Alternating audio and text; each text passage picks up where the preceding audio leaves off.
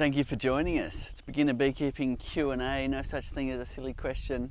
If you've got questions about beekeeping, flow hives, chime in, let us know, and we'll answer them as we go.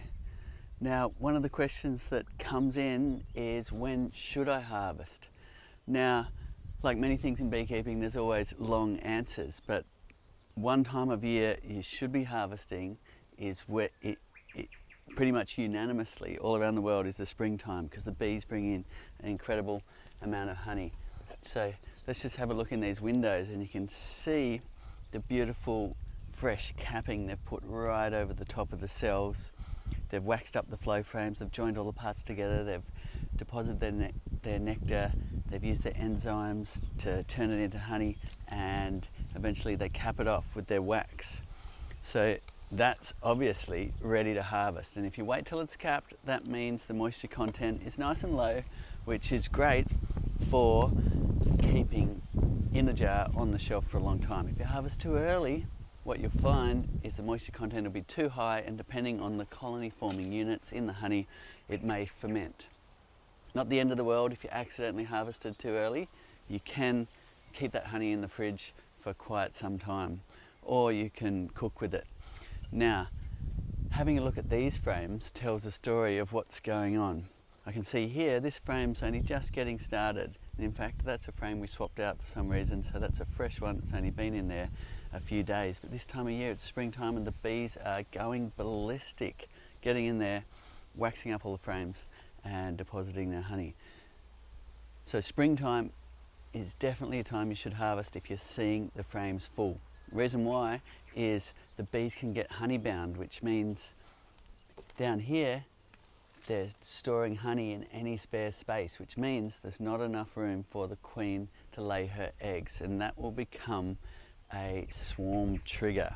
And what we want to do is keep our bees in our hive, limit the chances of swarming, and that way we'll get the maximum honey yield. Okay, so another one is looking in the side windows and just having a look and seeing what is going on. So this is a fresh frame only put in a few days ago. The bees are going crazy. You can see in the top right corner, gives a thumbs up if you can see the nectar glistening down those cells. They're already into it, which is fantastic. Very exciting in springtime, but there is also other times of the year where you want to be harvesting, and it's generally when you are seeing the frames filling up. You're either seeing it capped there or you're seeing it capped here. So the capping, as we're talking about, is the wax capping over the top of the cell. So you can see it down there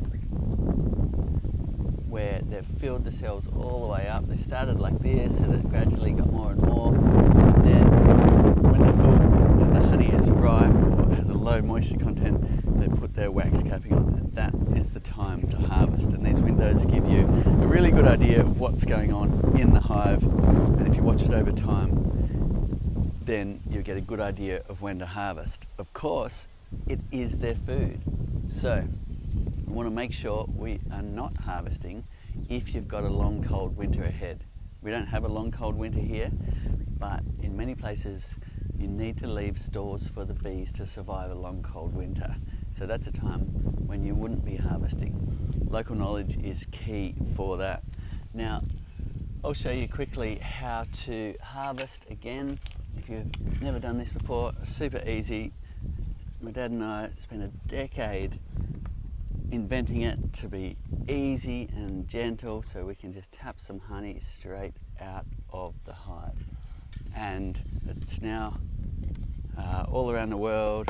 In 2015, we had a record-breaking crowdfunding campaign, and we ended up with 100,000 hives in 130 different countries. We're 10 years in now, and it's been amazing to watch the community grow and really learn about all things bees all around the world. So let's just grab a few jars like this. These are our little jars that you can get from our store. It's been requested for a long time, and what we need to do is grab our key. Don't forget to put in the tubes here. Now, that little tongue there goes in the little slot at the bottom between the yellow and the clear. Important point there. And it also does something without you having to think about it, and that's cleaning out what we call the leak back point, so any remaining honey will go back into the hive for the bees to reuse.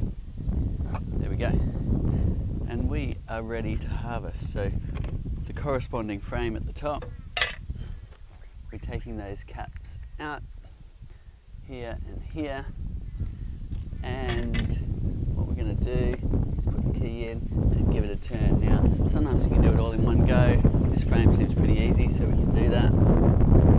And what you'll notice is honey pretty soon will start pouring into the trough at the bottom and out, because what's happened is channels have formed inside the comb by the moving parts that the bees cover with their wax. And there you go, you can already see honey starting to emerge.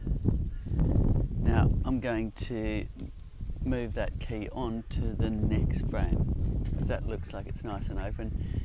Now sometimes you'll find there's a lot of pressure here still, showing that the parts aren't quite opening up yet. Leave the key there longer in that case. So let's see, can I do it all in one go? Yes, I can. But if it's too hard, do it in segments. Okay. Beautiful. So we've got a very, very light colour coming down, which is very nice. We get that in the springtime here with the darker colours in the winter. Beginner beekeeping today, no such thing as a silly question. Don't be shy, chime in. And look at this one. This one's racing the other one. We've got a honey competition between two frames here.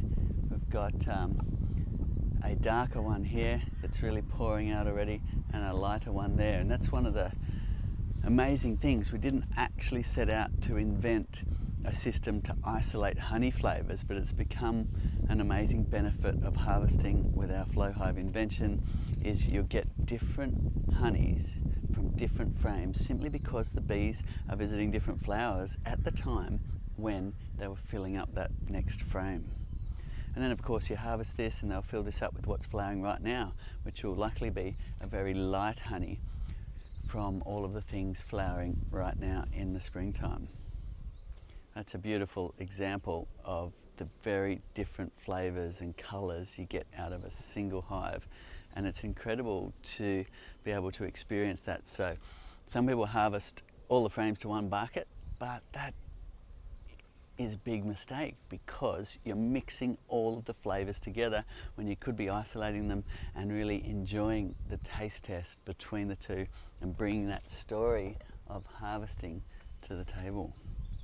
And it's amazing, like often people think honey is just this blonde coloured liquid that you buy in the supermarket, and that's because they blend hundreds of hives worth of honey together to get a homogeneous product, and they heat treat it and so on.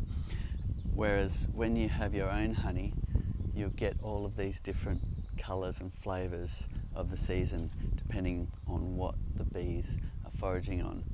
And it needs no further processing. Look at it, it's just coming out beautiful, ready for the table, bypassing what used to be a really long, labour-intensive, sticky, heavy, messy, hard work. And that became the inspiration to, let's see if we can tap the honey directly out of the hive while the bees are doing their thing.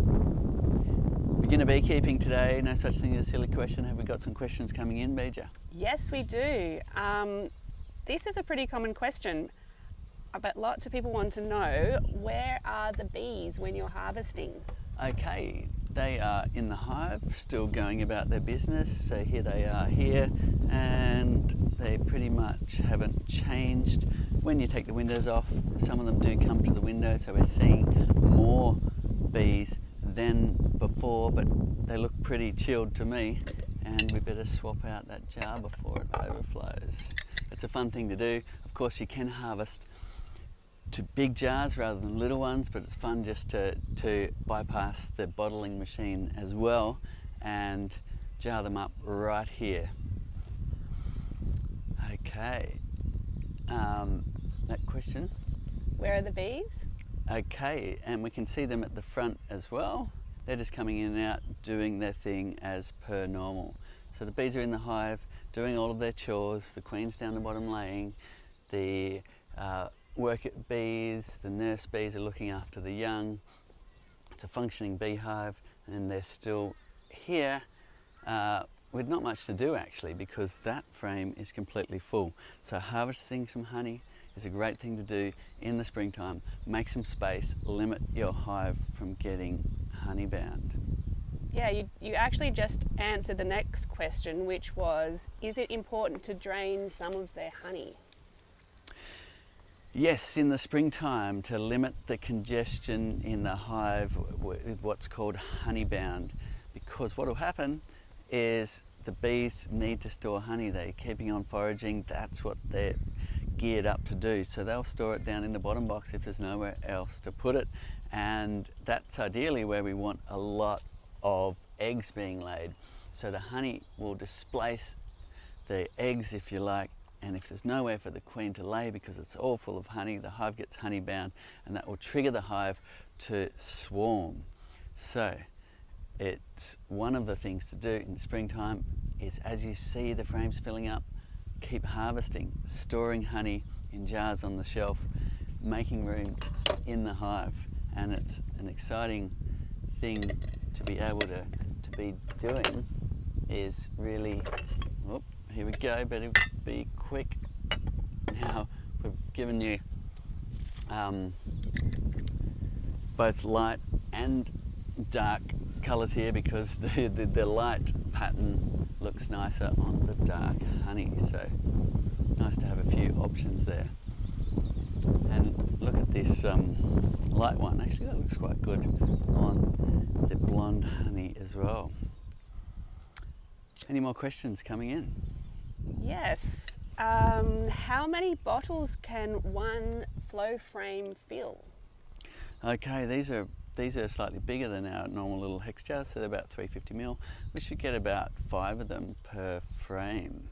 Here we go. Or about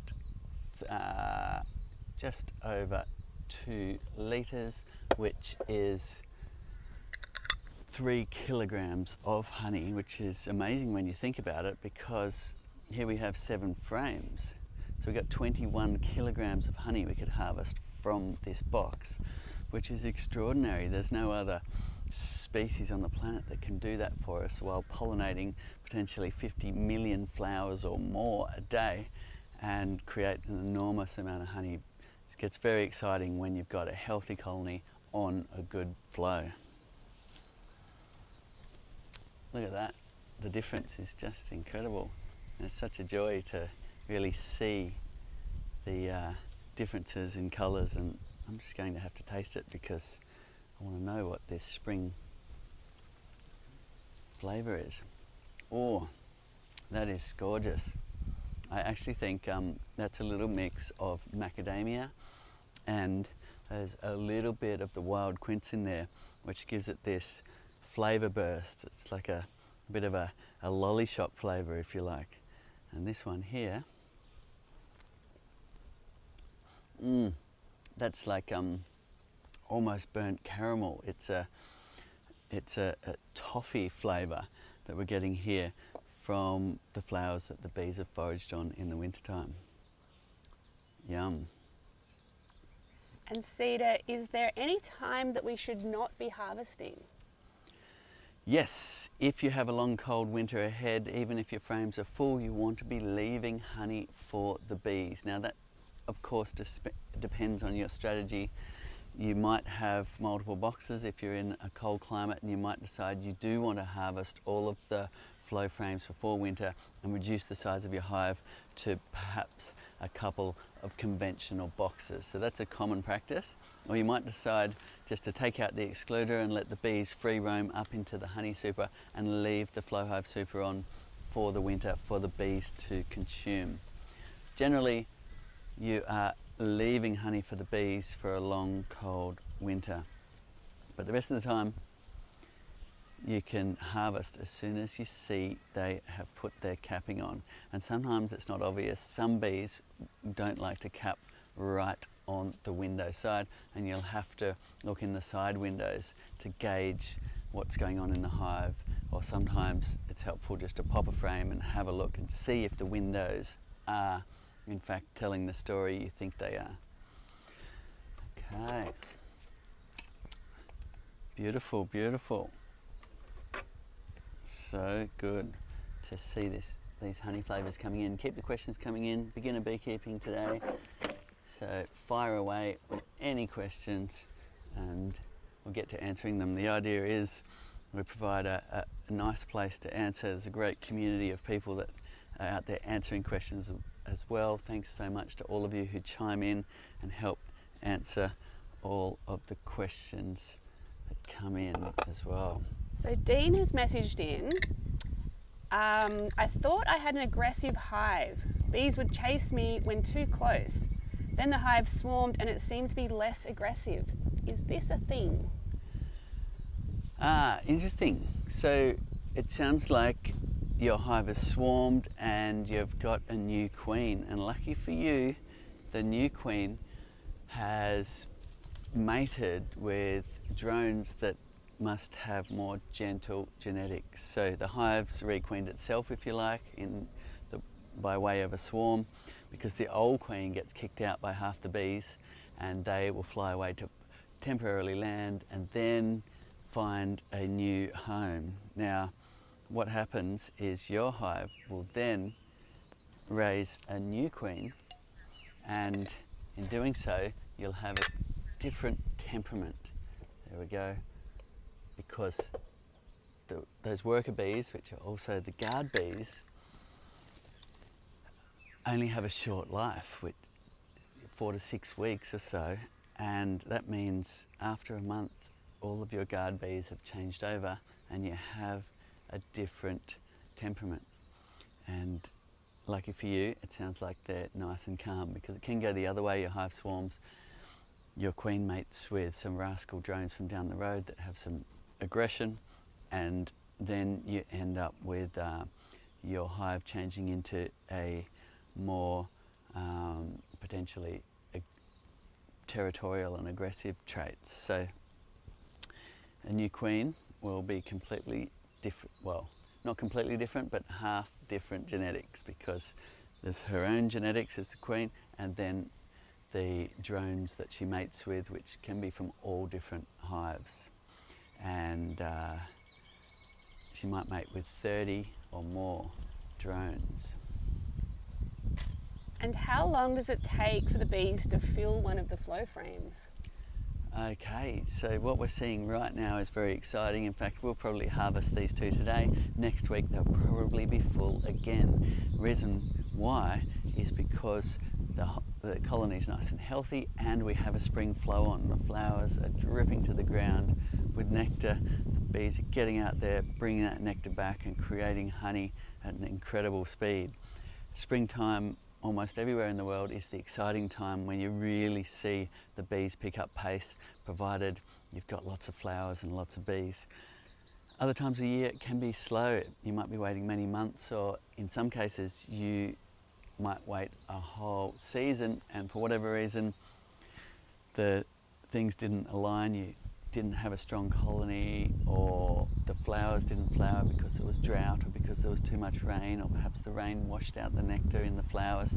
All of these climatic factors can really change the season, and sometimes you might go through a season without honey.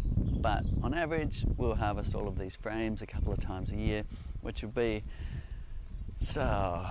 over 40 kilograms of honey, or 2 big buckets full. And did the flow frames crush any workers in there when you split them? So that's a common question. We put a lot of effort into making sure that this was as gentle as possible. So some of our first prototypes we were building had moving parts like this, if you like, where the parts formed hexagons and moved apart. What we found was, while the opening didn't harm any bees, the bees could put a wing or a leg in that area if the bees were trying to get down the cell and repair it, if there was no capping on it, or if the bees were in there when it opened and they hadn't wiggled out yet, and you then close it again. You can imagine they could get a leg or a wing caught in between those moving parts. So what we did, and we've got a whole patent dedicated to this, is we put a V-shaped gap there, and that means the bees have to build a wax bridge across the top and bottom of every cell. So that means when your parts move to create the zigzagging channels inside the comb, that wax breaks, comes back together, and there's a gap there for the bee's knees, if you like.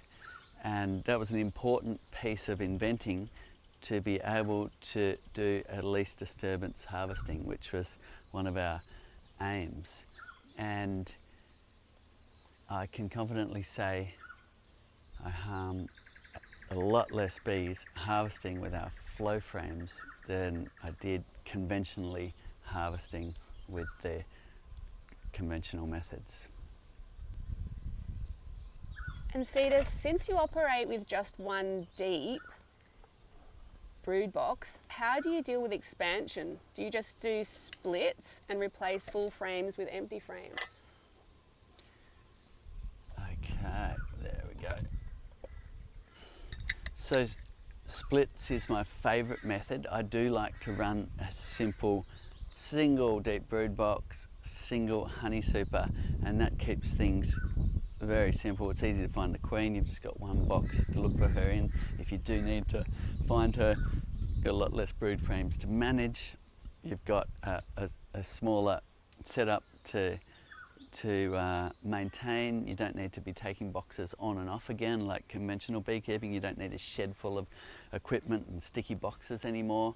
You don't need all of the paraphernalia that goes along with that. You can just leave it in this configuration. However, a smaller size means the bees might swarm more easily. So this hive looks like it's just at perfect numbers. When you look in the window, it's not overcrowded, there's not a bee beard on it. We are in our springtime. It's unlikely that this hive will swarm.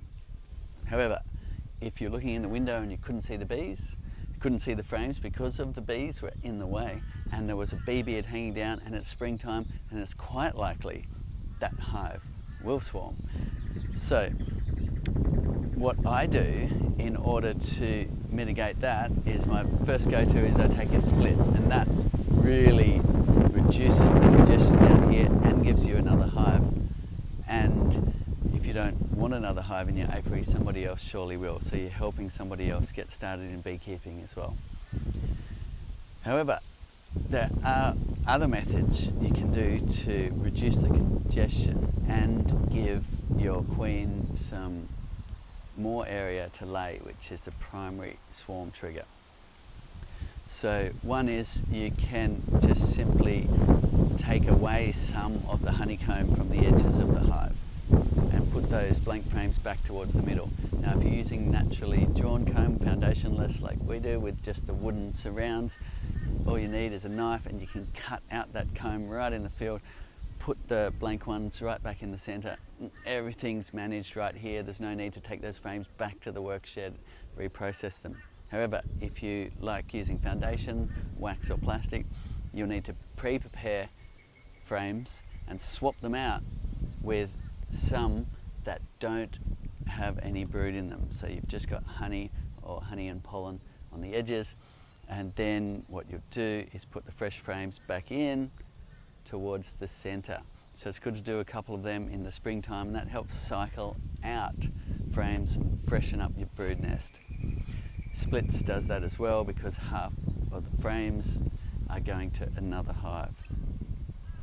Now if you don't want to do either of them, you could add another box, and that's very common, especially in the colder climates where people like to store more stores for the colony to use during a long cold winter. So you might like to add another brood box, or you might like to add another super. You could add a honeycomb collection box, anything to make your hive bigger will also alleviate that primary swarming trigger of overcrowdedness, nowhere to put honey, nowhere to lay, and the queen will eventually end up getting kicked out by half the bees, and they'll head off, and that's their natural way they divide via a swarm. Isn't this gorgeous with the different colours of honey here just pouring out of the hive? Now, is that going to slip off and fall down? It may do. That's so nice. And Cedar, do you harvest all the frames at once, or is it best to just do one at a time? Or sorry, a couple in one session? So, I find it the least disturbance to the hive to do a couple in one session, or maybe half the frames one session, half another. And that also is most efficient for the hive and the least disturbance, because honey actually is their thermal mass to help regulate the hive's temperature. So if you take it all away, suddenly what you find is the bees will have a little bit of a stress response. They can deal with it though, and a lot of beekeepers, and especially conventional, where you're not going to bother taking one frame, going back in, taking another frame. That's just ridiculous harvesting conventionally, so you take all. And you'll find you'll get a massive bee beard at the front, and the bees will be busy trying to re-regulate their hive's temperature and humidity. And another reason is sometimes some of the honey will spill down the surface of the comb in the hive. And if you're having trouble with that, definitely harvest less frames at once, and then it'll be less for the bees to clean up. Bees are very good at cleaning up any honey spills inside the hive. But if you are finding, for whatever reason, there is a bunch of them, you might get some honey spills inside the hive, then harvesting less frames at once will be a way to mitigate, I guess, overwhelming the bees with honey to clean up. But so today we're just harvesting 2, and we could probably go and harvest a couple more tomorrow and so on if we wanted to, or we might decide to harvest 3 or 4 at once. But and that is kind of how flow hive beekeepers that have started out with flow hive tend to do it. They say, oh, this one's full, lovely, we'll harvest it, and so on. That works very nicely. Conventional beekeepers tend to take all because that's what they're used to doing. So while you can do that, just be mindful that that will be a little bit more of a shock to the bees. You'll end up with a big bee beard out the front like you do conventionally when you've made a big sticky mess taking the frames away. So you don't want to do that when there's a cold, rainy night ahead, because a lot of bees are outside and so on. So for least disturbance, I'd recommend harvesting just a couple or half of the frames in a sitting. So here's an interesting one. My bees left 2 months ago, and now there are bees back at the hive seeming to move in. Should I just leave the bees or let them do their thing? Should I be feeding them? Okay, that's an interesting one. Oh, thank you, Callum. They're pointing out that the honey is about to overflow. We've got another beautiful light spring flavour here. That is just delicious. Okay, so looks like you've accidentally created what's called a bait hive. So a bait hive is where you put a box out there that and hope that a swarm will move right in. Now some people will coat the inside of the box with wax, or they'll stick an old sticky frame in there. You're not supposed to do that because of pathogen reasons, but the idea is you create a perfect size home for the bees, and a swarm will go and measure it and go, this is perfect, and move right in. So it's possible that's what's happened for you. You've got what's called a dead out. The bees have died out for whatever reason. Perhaps they lost their queen, and slowly the numbers dwindled. And now a swarm's gone. That looks like a perfect home and is moving in. So what you should be doing is then doing a brood inspection. Make sure you've got a laying queen. Make sure everything's in order in there, and you might have just got lucky. And Cedar, which honey is sweeter, the light honey or the dark honey? Definitely this light one is just lollishop sweet. It is wild. And this one's more your dark malty tones. And malty as in malt. So it's like more like a burnt toffee flavour, showing some of the paperbark honey of the wintertime. This one's got your spring flowers. We have the macadamia down in the valley, and we have an understory here of things like privet and all sorts of things flowering in the springtime, and a little bit of the wild quince as well. And Yum. if you have a hive in suburbia, will they still find flowers? Yes, often people in the suburban areas and even in the city areas will boast a larger variety of honey flavours and a longer honey season, simply because of all of the things that people are planting in their gardens. People are often planting flowering species, and you get this really long floral season.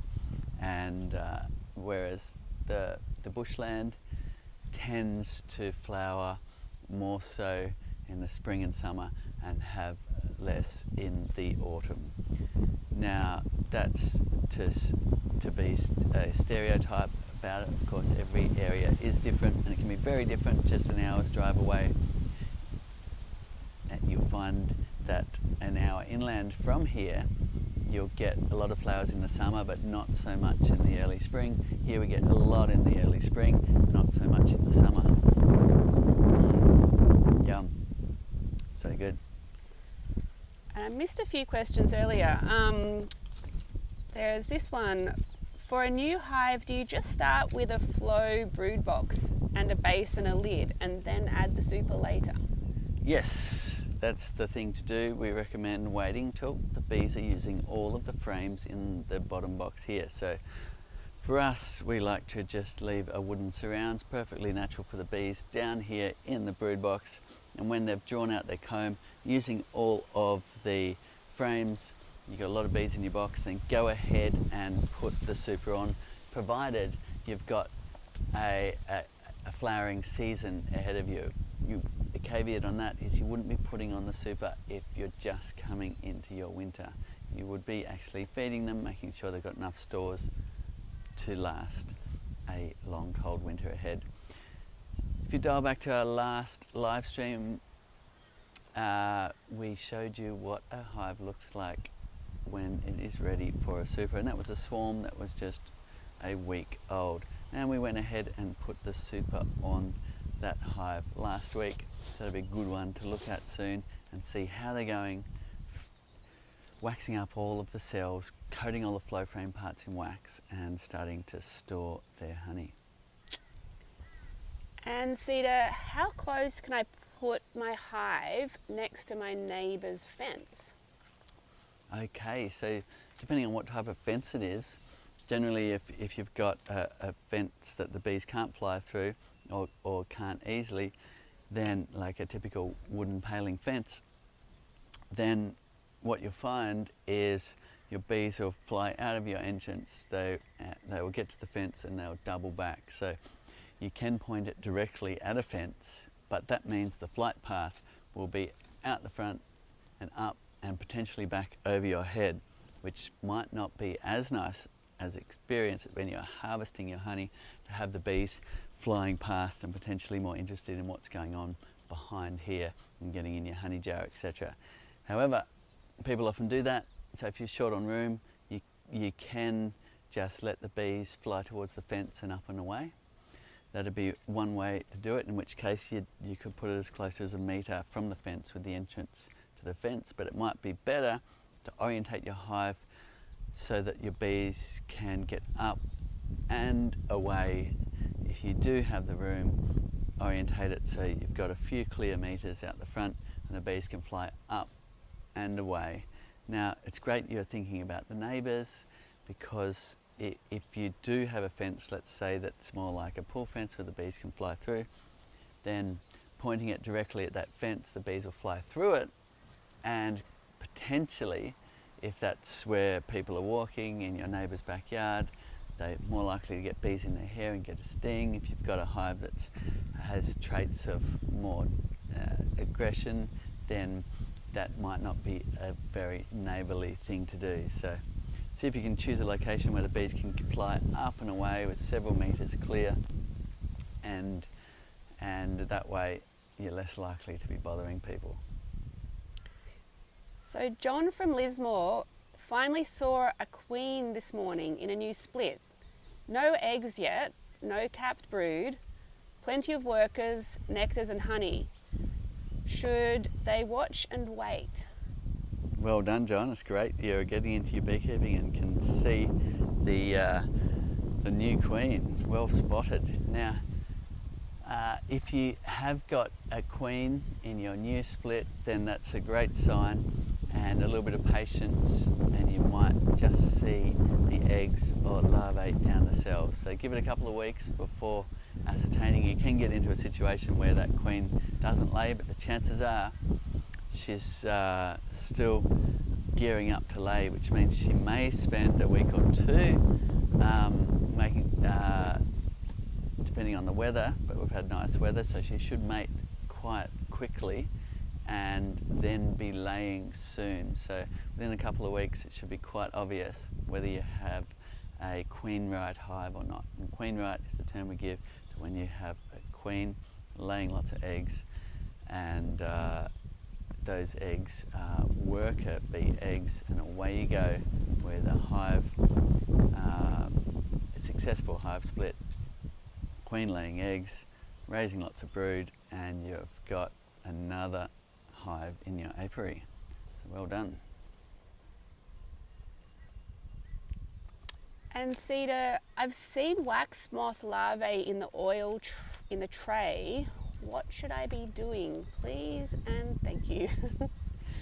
So wax moth larvae don't tend to bother hives, except for perhaps in extreme cold areas where the bees are moving up and the wax moth can get to areas of the hive the bees aren't patrolling.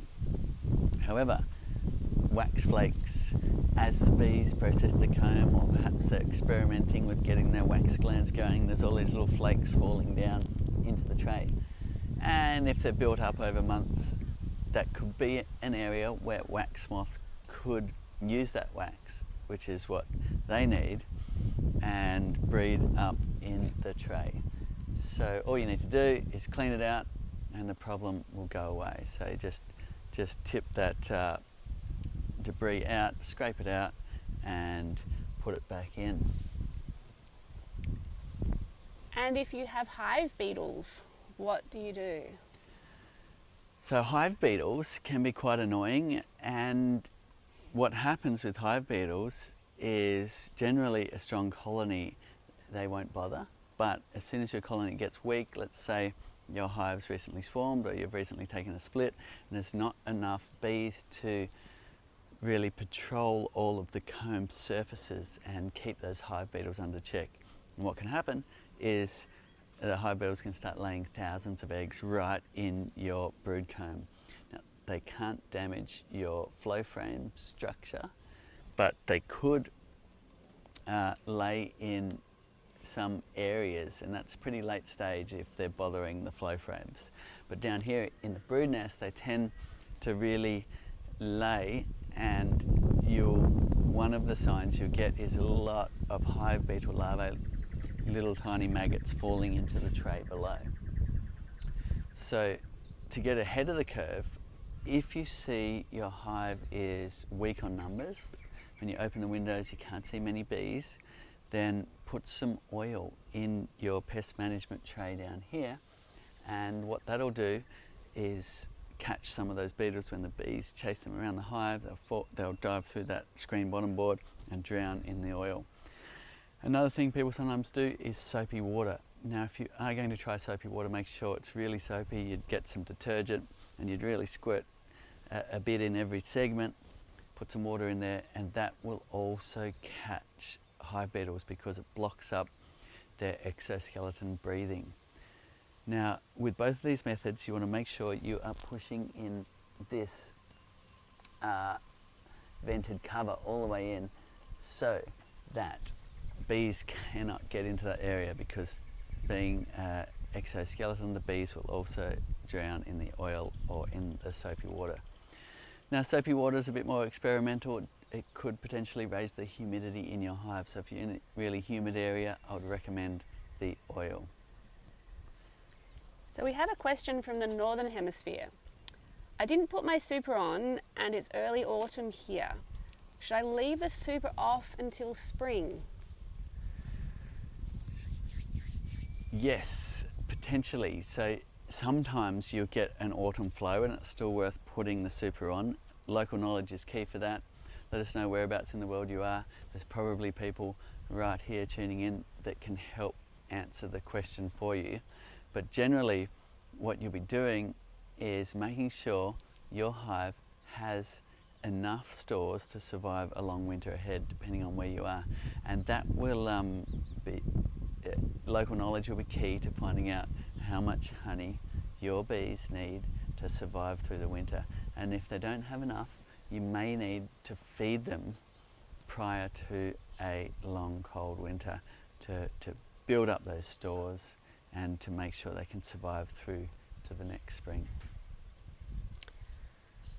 I got stung on my nose through my bee suit the other day. My face blew up. I guess I have a moderate reaction to stings, but I don't want to give up my lovely hive. Do you think I can keep beekeeping? Okay, that's also always a personal question, and it's a good idea to know your first aid. We do have first aid links on our website, and there is something called anaphylaxis. I'm not a first aid expert, so make sure you look at first aid and follow the first aid guidance from professionals. But like peanuts or sometimes fish and things like that, then sometimes anaphylaxis is hospitalisation, a very dangerous thing, whereas swelling usually isn't.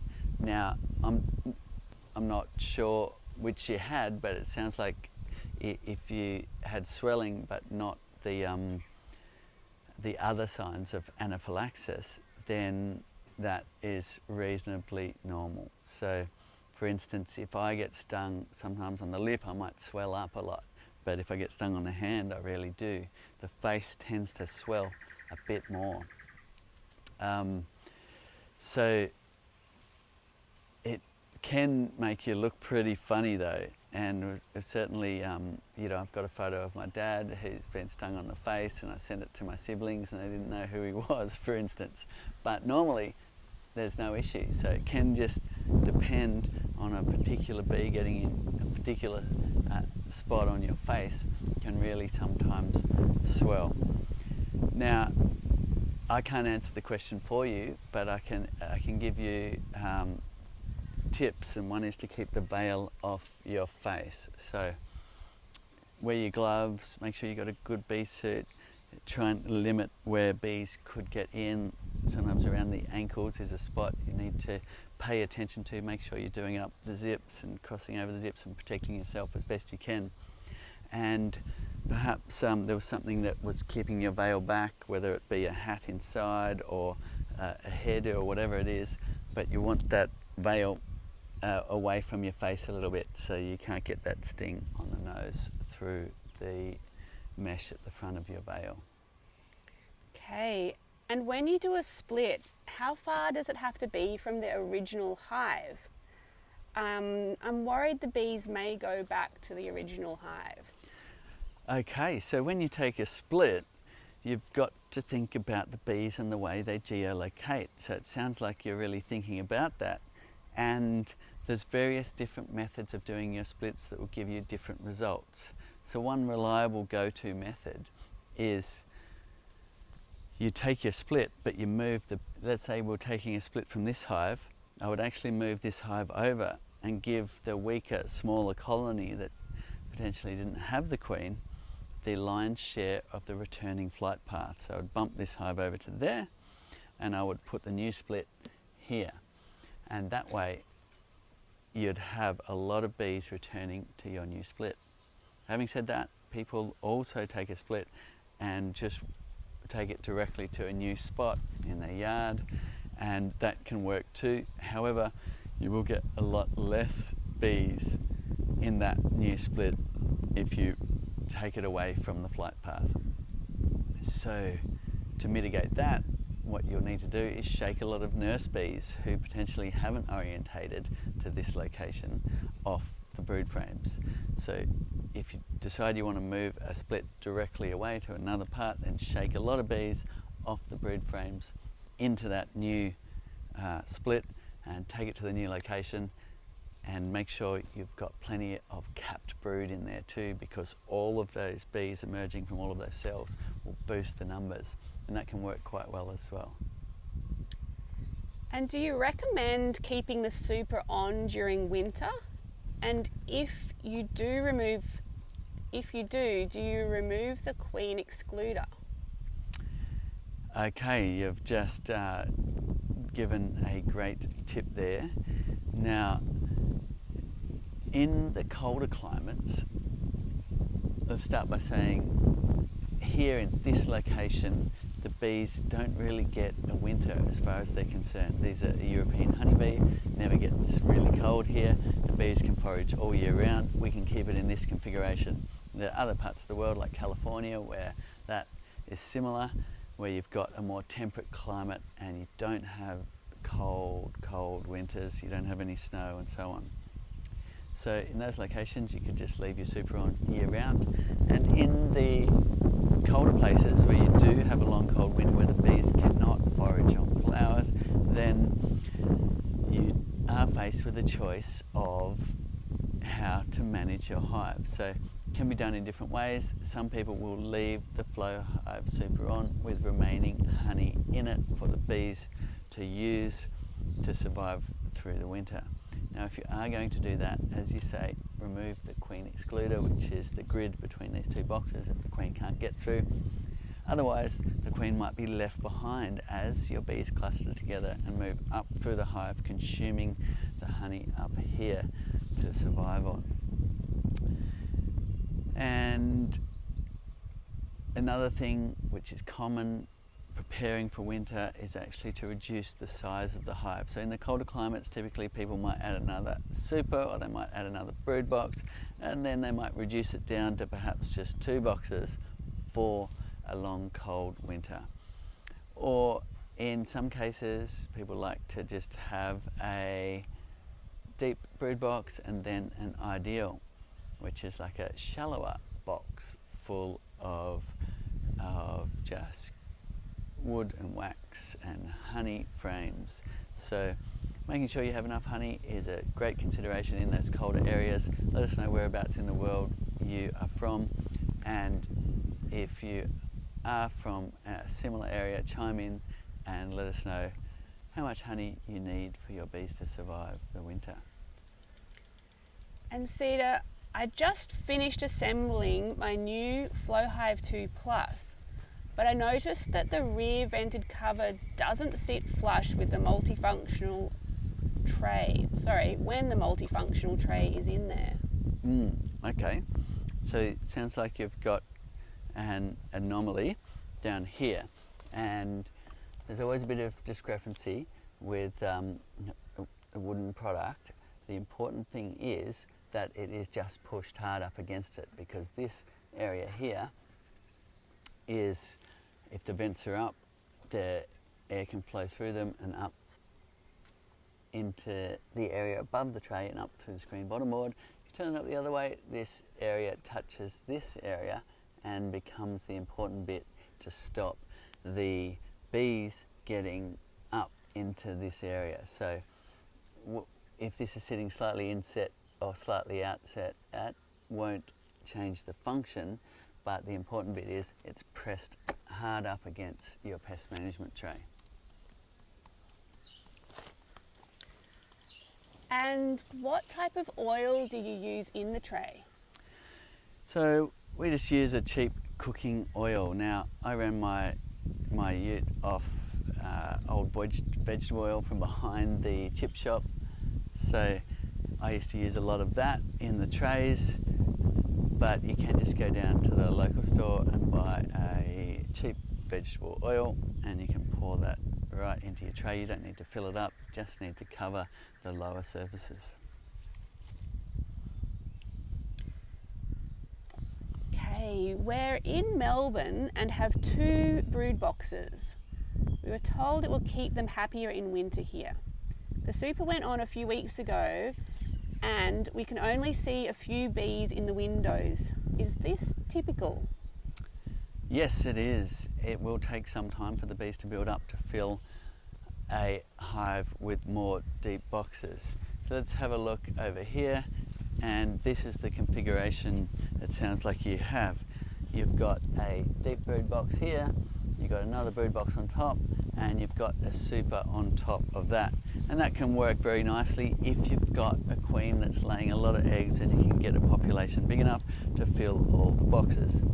So it's the start of your foraging time now, so you would hopefully, if the season goes well, get the bee numbers building up from the hive getting stimulated by the nectar coming in, and when you have lots of bees in the hive, you'll be able to really see them up there. So you won't really get honey stores till you can see a lot of bees in there.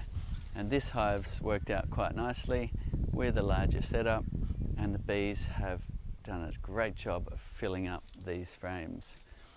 However, it will slow down the speed they fill the flow frames having multiple boxes. And you can see the honey in the back there filling up nicely as well. Gorgeous to have that spring flow. Excellent. I better swap these jars though. This is very nice to have the honey flowing in with all the different flavours. Yum yum. Look at that beautiful light honey. A lot of places in the world the honey is light and we get mostly dark, so we really appreciate it in the spring when the light honeys come in because it's something we get a bit less of. And Cedar, do you have problems with Varroa mite in your area? Yes, Varroa came to this area earlier this year and it's been a big learning curve. We've been learning a lot about it and we've got some educational material coming up for you.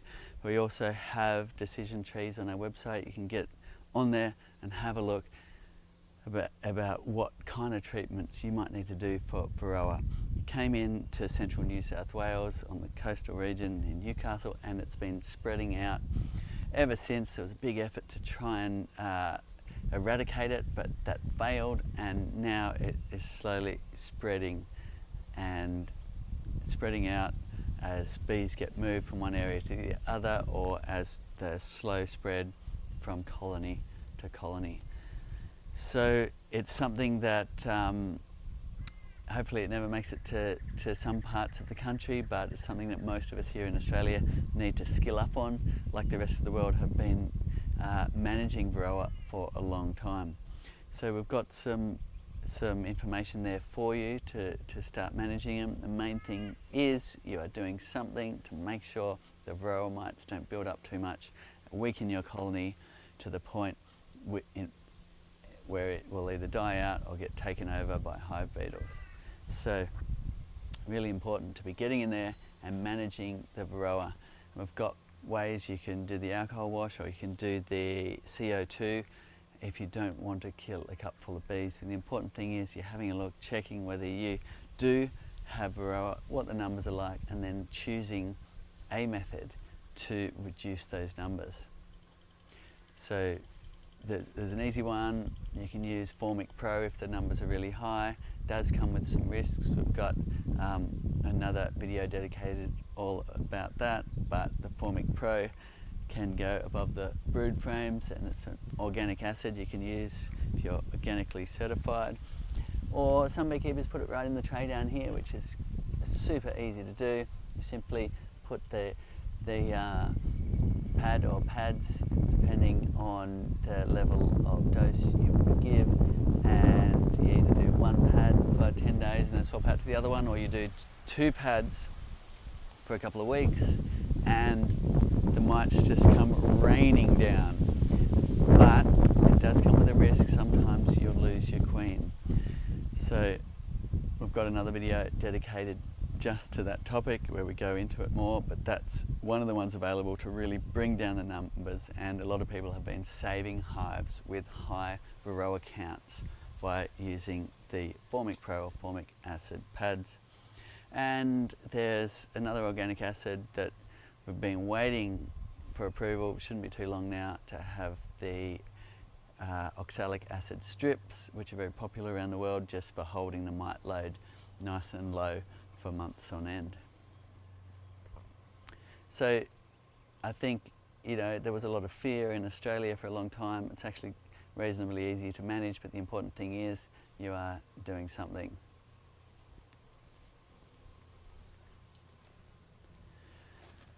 So it's just about time to wind up. Now we could sit here and get potentially another jar, but we could just let the honey go back to the bees and wind up our harvest. So if we want to do that, the thing you'll be doing is getting your key, you're putting it in the top slot here instead of the bottom.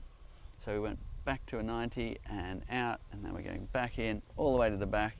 Now a little tip here is you turn that back to a 90, and what that does is push all of those parts back into the cell form position.